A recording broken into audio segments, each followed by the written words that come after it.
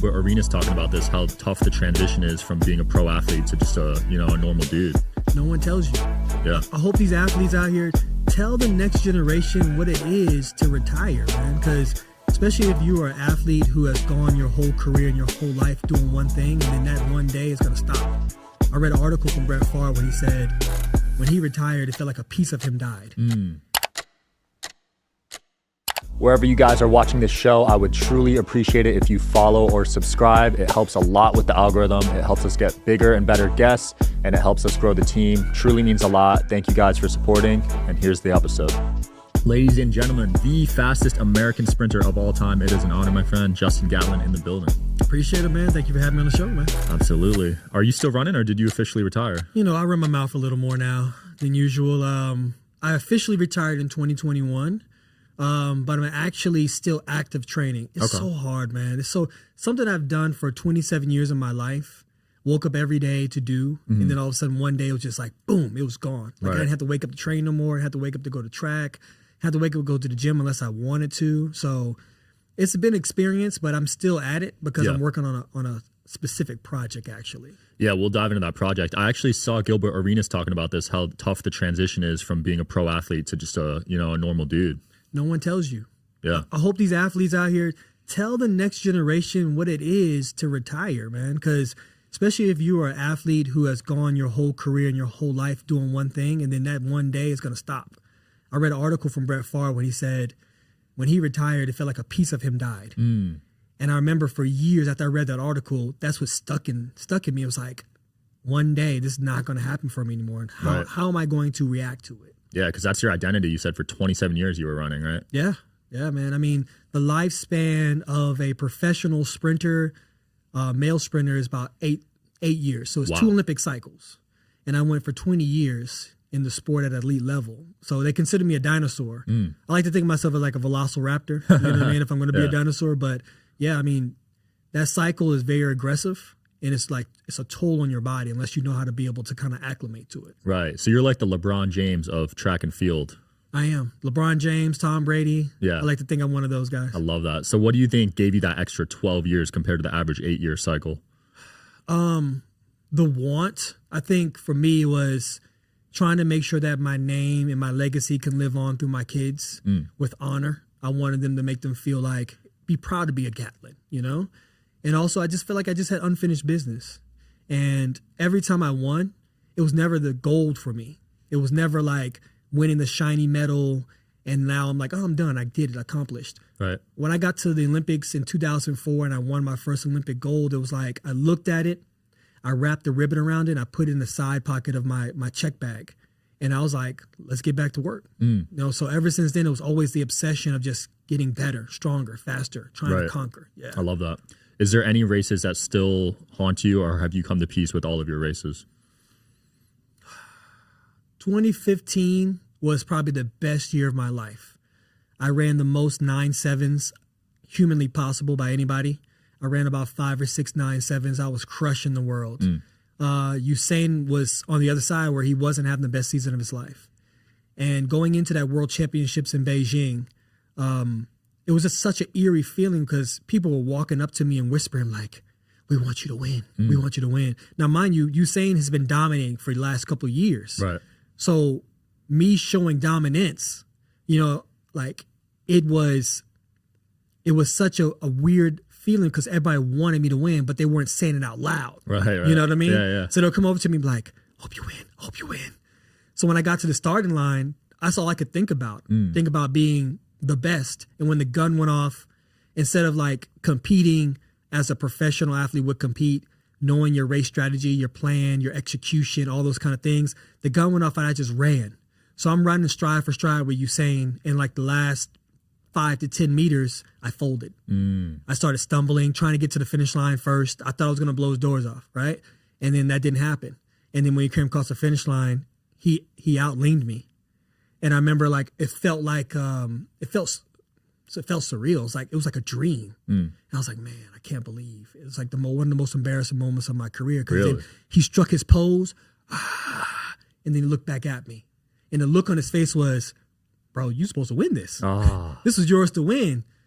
But that was probably like the worst race that I can remember throughout my career. For sure. What was your relationship with Bolt? Were you on speaking terms or were you super bitter rivals with each other? No. We was on speaking terms. I think what happens when you are two of the top dogs, you create this kind of veil that you have to like, you can't get close to that person, because if you start getting close to them, you like them, you start hanging out with them too much, it's going to be hard for you to want to beat that guy into submission. Right. You know? So I think there's been times where we've gone out, we have ordered bottle service together, he's been DJing, we've been to clubs together, things like that. And it's always been love. It's always been respect, you know, a hug, dap, whatever like that. So we never talk bad about each other. And even on camera, even on record, he's never talked bad about me when he had the opportunity to do so, right? But I think it always was a gentleman's rivalry. And when I won in 2017, I beat him at the World Championships. He was the first one to come over and congratulate me. Wow. So that showed a lot of honor and respect. And was that his last race that you beat him in? It was his last race, his last 100 meters, his last World Championships. And as an athlete, you want to kind of leave off with a fairy tale ending. Yeah. You want to ride into the sunset, you know, nice. Kobe Bryant. Exactly. So, but for me, I'm that dog. It's the same with him. If he lined up and it was my last race, he wasn't going to let me win. You know what I mean? He probably would have paid homage to me as well. Like, hey, man, you know, great career, but I'm here to win. Like, he's there to win, I'm there to win. Right. So afterwards, I paid homage to him. You know what I mean? I made sure that he knew that not only did he make me a better athlete, it made me work harder, but he also made me a better human, become more patient, more hungry for things. Yeah. When he set that world record in the 100, what was your initial reaction? Because most people were probably like, that will never be broken. But did you feel like you had a shot? I was at a bar. in Atlanta. I was looking up at the screen like I'm looking up now. And I remember him coming across the finish line. I was sitting with a couple of athletes, and they were like, their mind was blown. I was like, yo, that's crazy. But the first thing that came to my mind is, I want to race that guy. That competition was so deeply rooted in me. I want to race that guy. I want to get back into shape good enough to where I can race that guy. And that's what I work towards. I work towards going through the gauntlet, beating everyone that could get me to that level so I can stand shoulder to shoulder with him at a starting line of a world championship or the Olympics. And I made that happen. Right. Racing in the Olympics versus any other race, is it a lot different because the crowd is bigger, the stakes are higher? Do you feel different in that environment? Absolutely. You know, it's like being in the Super Bowl or the NBA Finals. It's still the same game, but it's so much more stake. You know what I'm saying? You have to be able to execute the best race you've ever had. And you know that you're about to make history. Either you're going to make history or you're going to be the closest one to witness history. That's how it's going to come off looking. Wow. So with those stakes that high mentally, was it really tough that first Olympics in 2004? No, I thrive in it. I didn't realize I did. It's just a natural thing in me where I walked into the stadium. Instead of being scared, I could feel the energy of the crowd. It's almost like you can smell it. I can inhale the energy. Like, wow. And it was like electricity. It was like humming. That's what it felt like. And when I walked into that stadium, all eyes are on you. Because between the mile, whatever popular event that is that year, and the sprints, people want to see that. People want to see who's the fastest man in the world. So when people see those 8 guys walking onto the track, getting ready to run their race, people start standing up in their seats like, oh, I can see him. There he is. Oh, yeah. Because it only lasts for 9 seconds.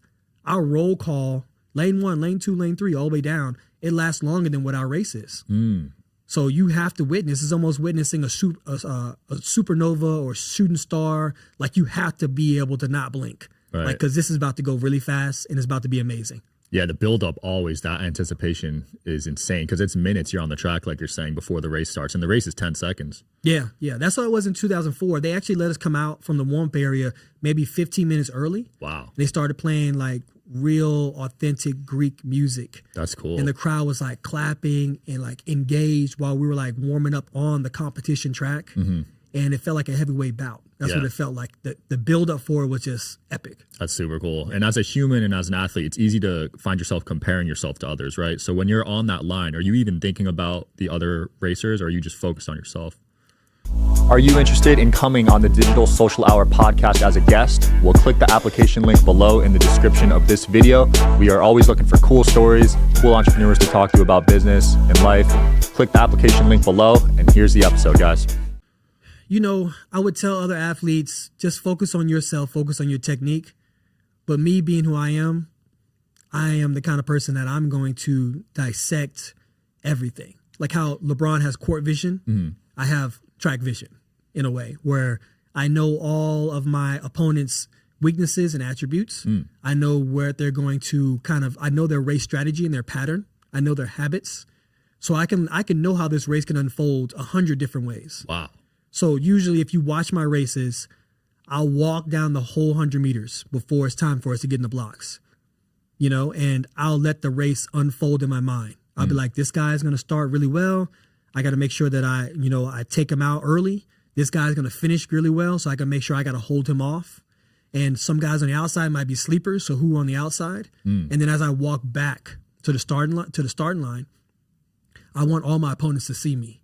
So as they're trying to focus and dial in for their race, they see their lane, but they also see me. Wow. And then I get in the blocks last. I didn't know there was this much strategy in sprinting. You got to have, mental warfare is a thing. It's a real thing in track and field, in sports, period. It's a thing. People don't want to acknowledge it, and people just think, train, you're ready, your body's ready, go out there and do it mindlessly. Doesn't work that way. I think that's why you crushed it, because not a lot of athletes, like you're saying, focus on that mental side of the sport.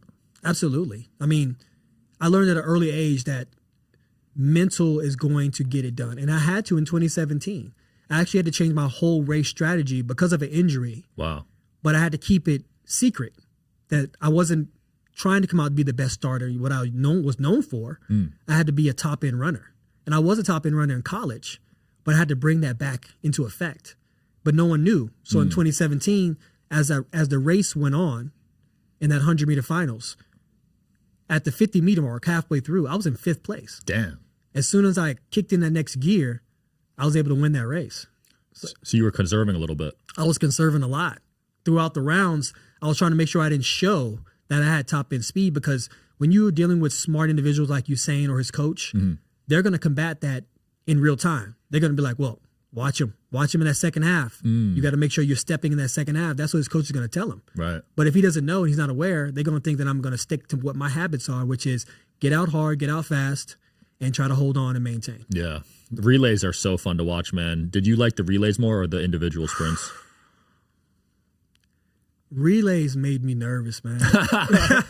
We're known for those baton drops. Relays made me nervous. Not because I thought we were going to drop the baton. It's the fact that, think about it. I know we're using LeBron a lot in this podcast episode, but LeBron, Kobe, all these guys play with their team day in, day out. Every season they're with that team, right? Now imagine a relay team, Olympic relay team, comprises of the best sprinters of that country. Right. Our best sprinters we all race each other year in, year out around the world. So in actuality, we're competitors. We're some of our closest competitors at that. And now within a moment, we have to be able to be teammates to get this job done. So whatever angst you have or whatever you feel that you have bad blood with another teammate, you got to be able to put that to a side and say, all right, I got to pass the baton to you, and you got to get this baton around the track and pass it to the next guy, and we got to win this race. So it kind of confuses your mind and your emotions sometimes, because now you just got to shut all that off and say, all right, it's time for us to go to war together. Right. And you guys won a bunch of medals with the relays, right? We have. We dropped a couple batons in the past as well, but 2019 was the most special one for me because I really opened up to my teammates.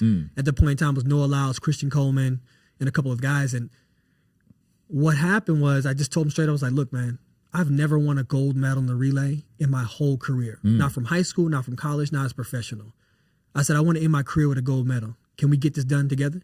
Just like that, at a roundtable discussion. They looked at me and said, we can get that done for you. Wow. And they got it done.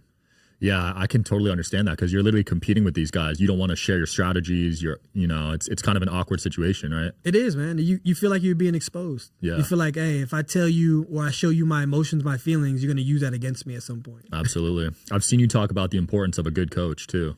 Yeah. I mean, a good coach is somebody who is going to emotionally be there with you.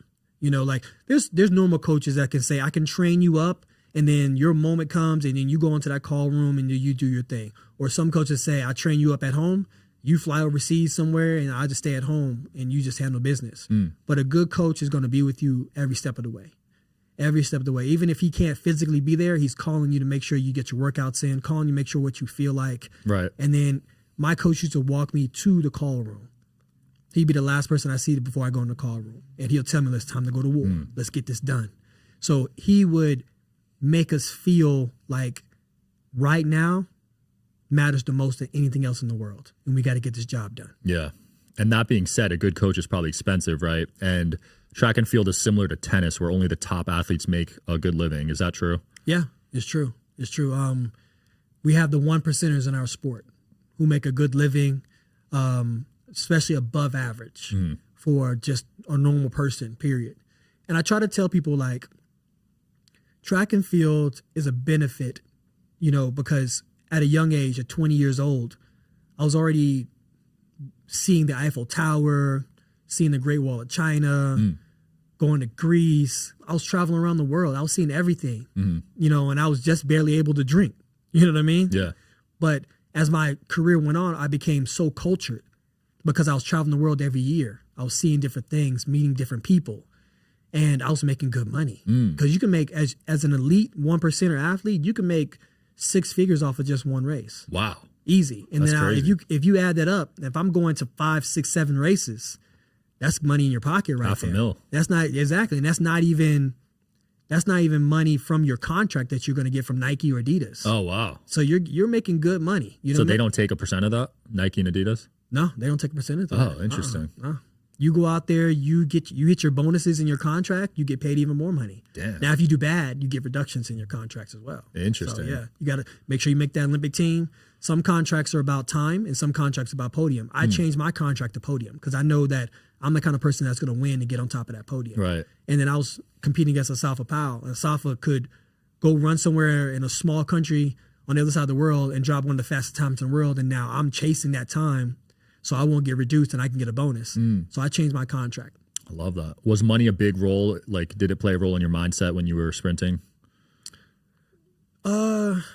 Sometimes the what the money could bring. Okay. So I would always have like little little things. I'm a car guy. Yeah. So throughout my career, I've had 4 Range Rovers, 2 Maseratis, Damn. Porsche, Balling out here. I8. Yeah. So those are my things. So if I did really well at a championship or throughout a career, a season, I would say this is my treat to myself. Got it. So I was able to obtain those things because of the large amount of money that I was bringing in. That's cool. A lot of pro athletes go broke after they retire. Was that something you were thinking about? No. If I was going to go broke? Like, did you have good people around you to like guide your financial decisions? I did. Nice. One person in particular, my mother. Nice. My mother, high school education, but she went into the banking world. She worked her way up from the bottom all the way to the top. And she's helped sustain my financial life to a level to where it was amazing. When I was 4 years away from the sport, when I was suspended, I had no income at all. And I was living off my own earnings for 4 years. Damn. Right?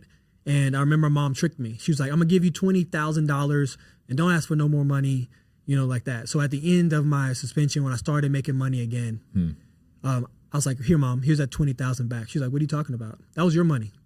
She lied to me. She tricked me and said that was her money to make me feel like I wasn't going to spend money. Yeah. You know what I mean? So I was like, I realized she was so influential on my financial gaining and stability that I don't think I would be who I am today without her. And the first thing we did when I first got my contract is I put it into stocks. So I'm talking about 2003. We're talking about Starbucks, Best Buy, Nike, like big juggernaut companies. You're chilling, man. Exactly. So that helped me become more comfortable on the back end because in track and field, there's no pension. There's no retirement fund. Whatever you leave the sport in, whatever's in your pocket, that's what you leave. Right. Yeah. It's a very individual sport, right? It is. Other than the relays. It is. It's a very individualized sport. It's hard because you go out there and there's always going to be one winner. And there's going to be 7 losers, depending on what race you're running. Right. So you got to make sure that how can I figure out how to be that one winner compared to these groups of losers that's out there. And even through the losses, you'll still gain some kind of success because then now you know how to be able to react and approach the next race. So then you have an opportunity to become the winner next time. Did you gravitate towards it because it was an individual sport? Did you play team sports growing up? I did football, basketball at a young age. When I lived in New York, I fell in love with basketball. And then once we moved to Pensacola, Florida, it was one thing that I wanted to do. I still wanted to play basketball. Fractured my ankle. It left me kind of disenchanted. I was like, man, you know what? I wasn't about breaking ankles here. So then I actually found track and field. I fell in love with it. I knew I was fast, but I didn't know there was an organized sport for so long. And then I joined the team. I saw there was hot girls wearing short shorts, and I can eat pizza and hot dogs. I was living a life. I can get out of school early. And then by the time I got to high school, I realized that I can take this to another level. I can go to college and get a full scholarship for this. I don't have to pay no like college tuitions. Right. Then after that, I was like 2 years in after winning everything that I could win. I was like, oh, I can turn pro. I can get paid for this just to do what I love to do. Cool. Let's do this. So that's how life has been. That's crazy, man. That 4-year ban, I was listening to you on another show. You said it was one of the lowest points of your life. You were an alcoholic, had a near-death experience. I want to talk to you about that moment because that could have made or break your career, right? Absolutely. And I think the adult decision I made was one night I was in Pensacola, was partying on the beach. I was in my Porsche and I hit a rock. Rock was probably like big as almost like a watermelon, right? And I rolled over this rock. And I remember the police came over to me and he kind of tapped on the window and was like, hey man, did you not see that rock right there? I actually thought it was a plastic bag, you know, like a brown bag or something like that. And I hit it. And I was like, no, officer, I didn't. I know when I rolled the window down, I probably reeked of alcohol, you know, because that's what you do. You go to the beach to party. That's what you do in Pensacola. And he's like, all right, well, be safe. He let me go. I was like, cool. So by the time I got on the bridge, it was like probably 2 o'clock, 3 o'clock in the morning. And the bridge is a 3-mile bridge. So you're driving over the sound, water, and almost pitch blackness. And I remember my sight was so blurry. And I just was like weaving from lane to lane, right? And I'm just like, oh man, it's crazy. And I told myself, man, if I get off this bridge, onto the other side, I'm never going to drink like this. I'm never going to act like this again because I'm spiraling out of control. I can tell because I could have went over that edge of that bridge and no one's going to know I was missing. They didn't know where to look for me at. And once I got off the other side of the bridge, I changed my life. I got back on track. I kind of just kicked the booze. I stopped partying as much and I really focused in what I wanted to do, which is get back on top of that podium. That's so inspiring because you became world champion after that. Yeah. Yeah, it was a hard climb, bro. It was really hard. Not only was I suspended from the sport, but also once I got back in sport, I was blackballed. So I couldn't go to like Diamond League championships. So I had to go to like little hole in the wall meets like in Finland somewhere or you know the Middle East somewhere. And they didn't pay as much. You know, I'm paying more money to fly there than I am earning from winning a race. Wow, you have to pay for your own flights? Yeah. Damn. Yeah. I thought the meets covered it. 1%ers. 1%ers. They're gonna fly those individuals who are going to put butts in seats. Right. You know what I mean? So those people are going to get those flights. Those people are going to get their own rooms. They're going to get catered to as they should. But if you are trying to make it and you're at the bottom of the barrel, like everything is going to be a sacrifice to you until you make it. Wow. So that's why I tell athletes all the time, if you seize the moment, it can change your life. That one moment can change your whole life. You just got to keep going when that moment comes and keep being successful after that. Yeah, there's actually a lot of politics in sport. You see it where the better athlete doesn't get time or whatever because of politics. And it sucks to see that. Yeah, it is. It is. I mean, and you also realize that sports are always going to favor who's going to help them sustain their sport and be successful. Right. You know? So that's why you have people who are always going to get the nod. You know? Yeah. How long did that black ball last and how did you get yourself back into those races?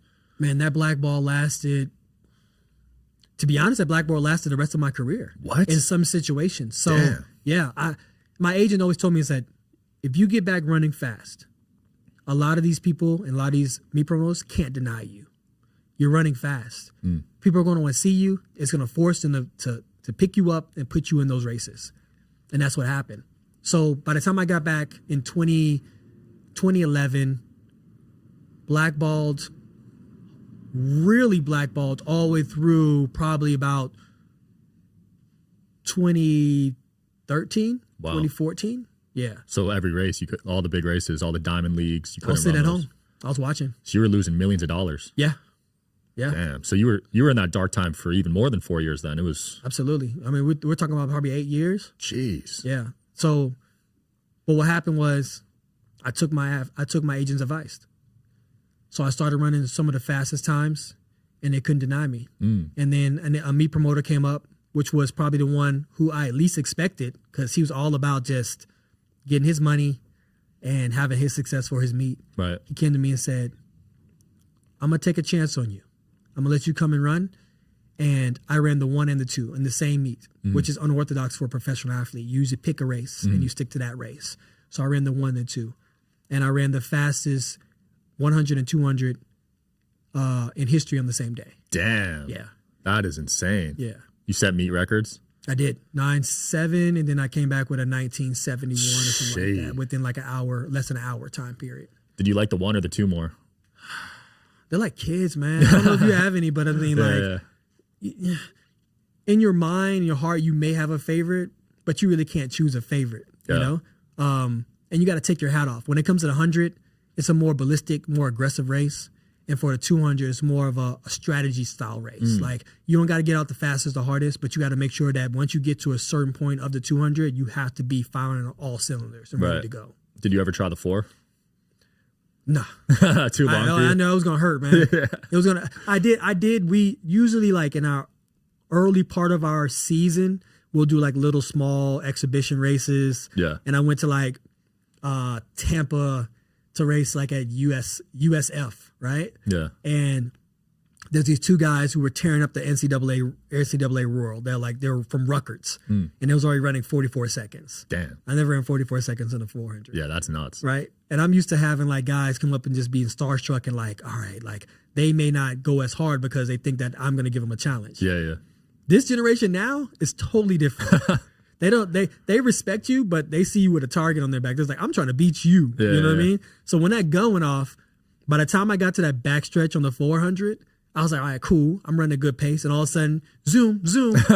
They both ran past me and just kept on moving and kept on running. I was like, well, that's it. So that was my only 400 I ever ran. I feel that. And now those are college kids running? Those are college kids running. Damn. Speaking of the younger generation, anyone you got your eye on that could potentially be the next Usain Bolt or the next Gatlin? Man, you know what? You can't deny Noah Lyles right now. I mean, he went on to do an amazing job at World Championships. This previous World Championships, he won 3 gold medals. He won the 100, he won the 200, and he won the 4x1. Wow. Which is a rare feat in itself. So then he just finished having a great indoor season, and he's getting ready for Indoor Worlds. So I'll be commentating also that race. Nice. And someone like him, he embodies the next generation. You know, he's heavy into anime. He's heavy into thinking mind over matter. If he has the opportunity, he's going to seize the opportunity. He's thinking like that. He had the tattoo of icon on his ribs before he even really made it. So he's really knowing who he is and having that confidence, and that's going to take him to the next level. Yeah. It's going to take someone who has that same confidence, who's going to come out and want to fight him to be able to really beat him. Yeah, and I like how Knighton, that young kid, I think he's like 20. He's motivating him too. Arian is such a young talent.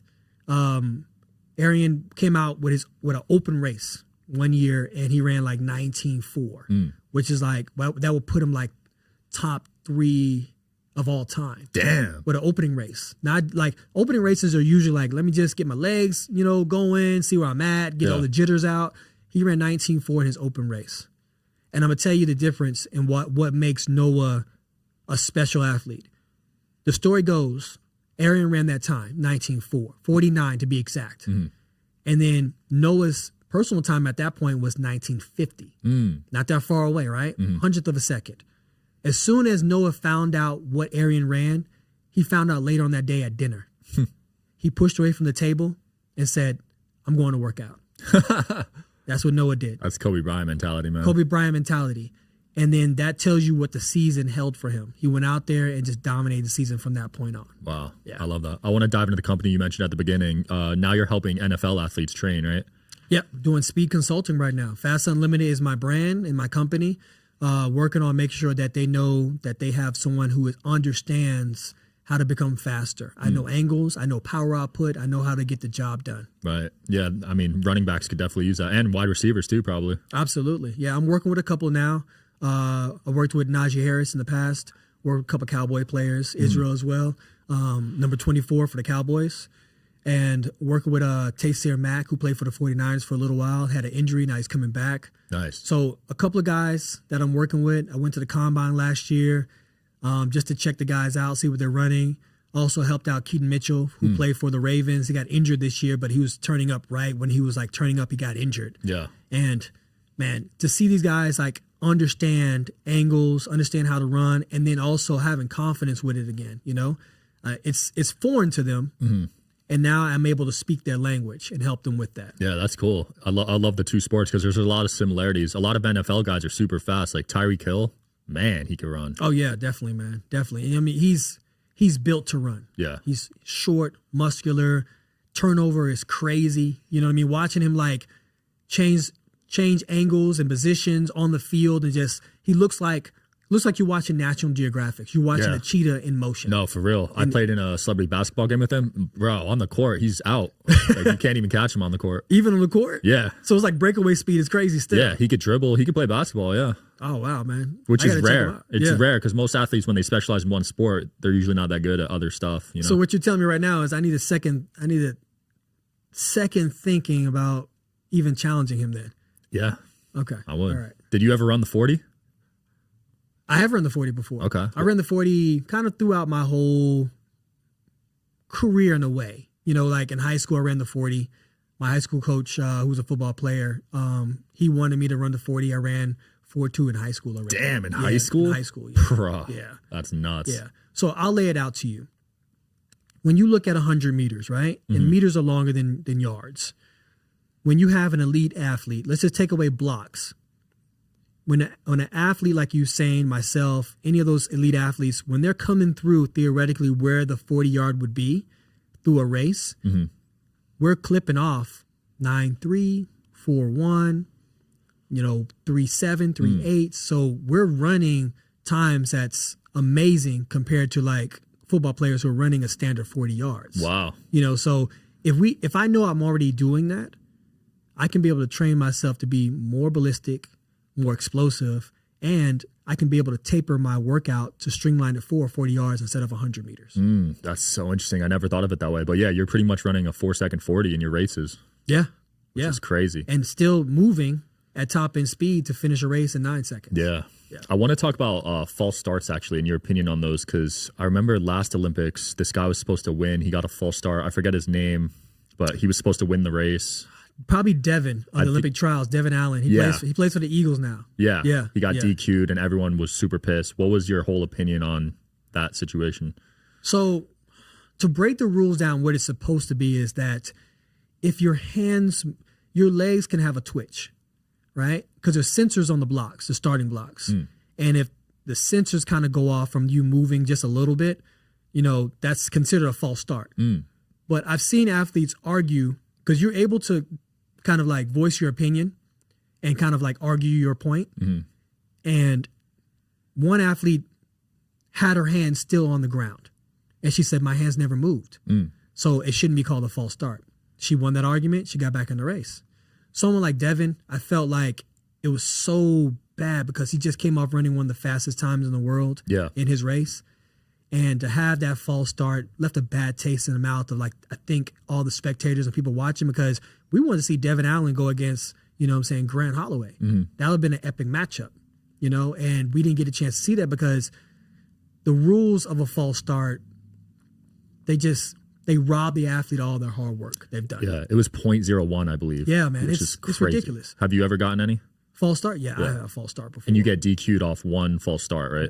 It has grown. It's evolved from my era, from where I first came into the sport. Everyone in the field gets one false start. And then there's also a false start that's charged to the field, meaning like if the gun malfunctions or something like that, then that is charged to the field. Wow. So what happened was that TV came into effect, and TV was like, no.